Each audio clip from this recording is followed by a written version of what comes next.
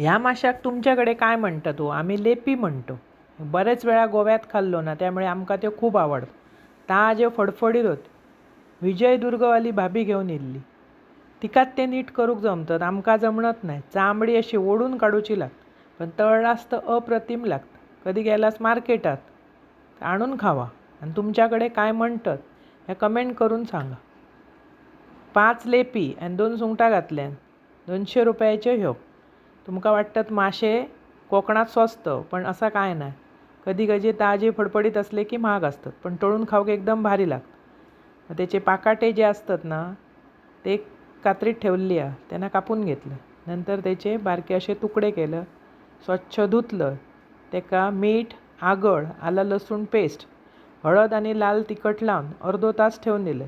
चुरचुरीत भाजून घ्यायचे, एकदम टेस्टी लागतं.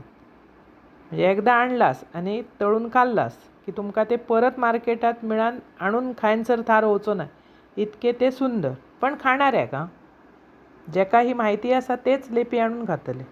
सरसकट माणूस ते खाणत नाही. आमका गोव्यात गेलो की खाऊची सवय आहे.